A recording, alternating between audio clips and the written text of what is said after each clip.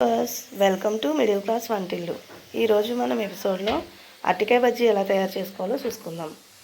అరటికాయ బజ్జీ కావాల్సిన పదార్థాలు: ముందుగా ఒక పావు కేజీ శనగపిండి తీసుకోండి.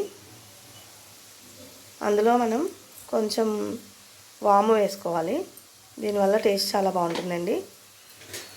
2 నుంచి 3 తరిగి పెట్టుకున్న అరటికాయలు. మనం ఈ అరటికాయలను ఏ షేప్లో అయినా కట్ చేసుకోవచ్చండి, మన ఇష్టం, ఆప్షనల్. నేను పొడవుగా కట్ చేసుకున్నాను. ఇదే పిండిలో మనము 1/2 స్పూన్ వరకు ఉప్పు యాడ్ చేసుకోవాలి. ఇంకా మనకి బేకింగ్ సోడా కూడా యాడ్ చేసుకోవాలి. కొంచెం కారం, 1/2 స్పూన్ కారం వేసుకుంటే సరిపోతుందండి.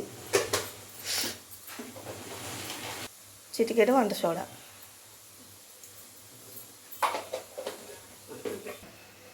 నేను పచ్చడి కోసం పల్లీలు తీసుకున్నానండి. పల్లీలు, శనగపప్పు, వేపిన శనగపప్పు, 2 ఎండుమిరపకాయలు, చింతపండు, అల్లం.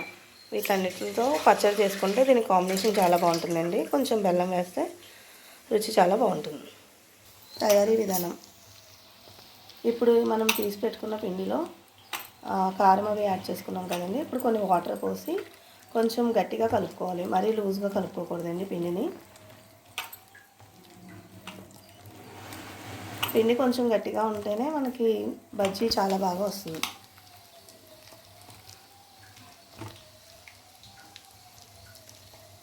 చూడండి, పిండి ఈ కన్సిస్టెన్సీలో కలుపుకోవాలి. కన్సిస్టెన్సీ అనేది అలా రావాలి. అంత గట్టిగా పిండిని రెడీ చేసి పెట్టుకోవాలి. కొంచెం గట్టిగా చేయడం వల్ల మనకు ఆయిల్ ఎక్కువ పీల్చదండి. సో అందుకని కొంచెం మనం పిండిని గట్టిగానే రెడీ చేసుకొని పెట్టుకోవాలి, తడిపి పెట్టుకోవాలి. అంతేనండి. చూడండి, ఈ కన్సిస్టెన్సీలో రావాలి మనకి పిండి.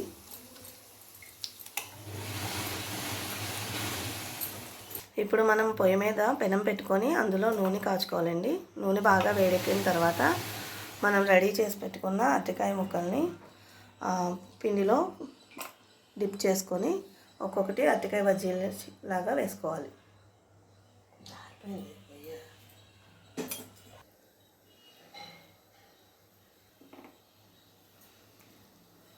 చూస్తున్నారు కదండి, ఈ విధంగా అరటికాయ బజ్జీలాగా వేసుకోవాలి.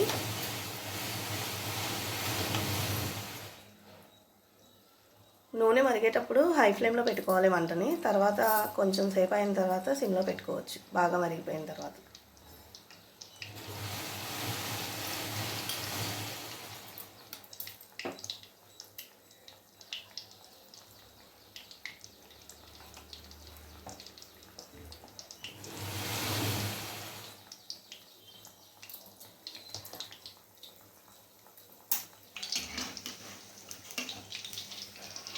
కొంచెం ఒక సైడ్ బాగా కాగిన తర్వాత ఇలా తిప్పుకోవాలి.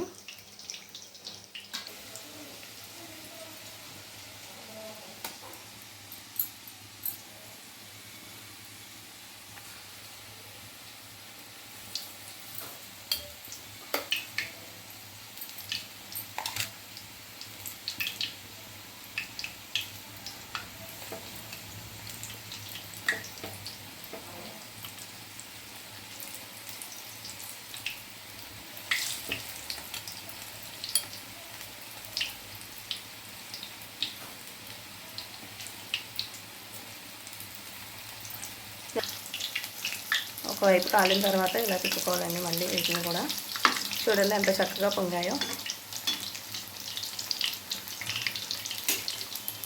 ఇలా బాగా పొంగి బబుల్స్ లాగా వస్తాయి.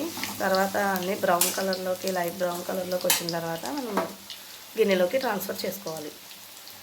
ఎంతో రుచికరమైన, నోరు రుంచే వేడి అరటికాయ బజ్జీ రెడీ. చూసారు కదండి ఎంత సాఫ్ట్గా, ఎంత క్రిస్పీగా వచ్చినాయో. లోపల కూడా పిండి బాగా ఉడికిందండి. ఇలా మనం ఇంట్లో చేసుకుంటే బయట తిన్న వాటిలాగే ఉంటాయి.